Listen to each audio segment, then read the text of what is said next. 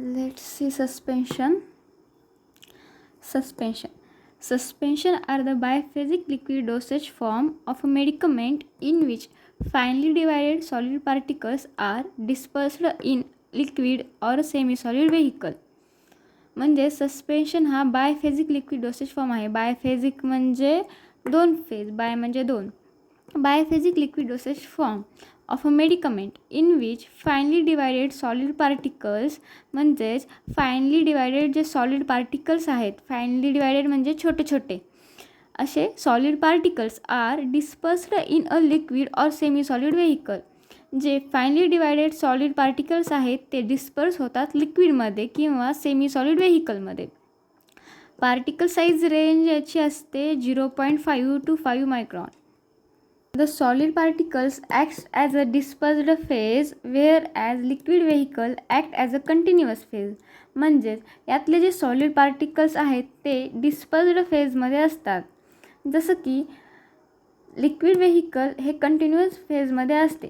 सस्पेन्शनमध्ये particle size dispersed phase आणि solid particle dispersed phase आणि liquid vehicle continuous फेजमध्ये असतो. यावर खूप प्रश्न विचारले जातात. The average particle size of suspended matter ranges from 0.25 micron. Suspension are generally taken orally or by parenteral route. म्हणजे सस्पेन्शन हे ओरली किंवा बाय पॅरेंटल रूटनं घेतले जातात. They are called used for external application. They are also used for external application. म्हणजे हे आपण external application म्हणून पण यूज करू शकतो. एक्झाम्पलमध्ये आहे ibuprofen suspension. Then suspending agent. म्हणजे सस्पेंडिंग एजंट काय आहे? These are reagent which increase viscosity of the preparation.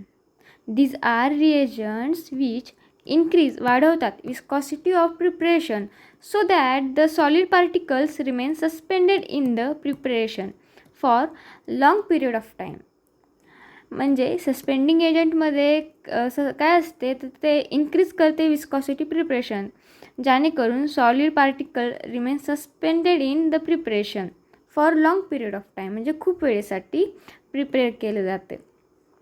These are also known as thickening agent. याला अजून एक थिकनिंग एजंट असेही म्हणतात. कोणाला? सस्पेंडिंग एजंटला थिकनिंग एजंटसुद्धा म्हणतात. याचे आपण एक्झाम्पल बघू. Gum acacia, tragacanth, starch, methyl cellulose and sodium alginate. पुढे आपण बघूयात आयडियल प्रॉपर्टीज ऑफ सस्पेन्शन. म्हणजे सस्पेन्शनच्या आयडियल प्रॉपर्टीज कोणत्या आहेत? First one, it should settle slowly and should be readily redispersed on gentle shaking of the container.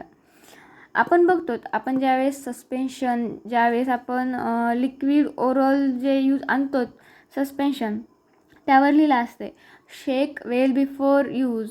ते ह्याच्यामुळे त्यात काय होतं, जे त्याचे पार्टिकल असतात ते settle slowly and should be readily redispersed, जे आपण शेक केल्यानंतर मिक्स होतात. The particle size of the suspension remains constant throughout its long period of undisturbed standing. Third one, the suspensions are classified into 4 classes according to its pharmaceutical use.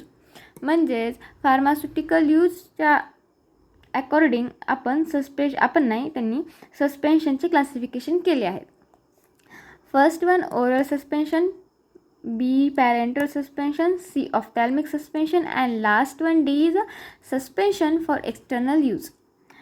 Let's see. First one is oral suspension. Oral suspension. These suspension are to be consumed by the patient by oral route. म्हणजे हे suspension patient oral रूटद्वारे consume करू शकतात.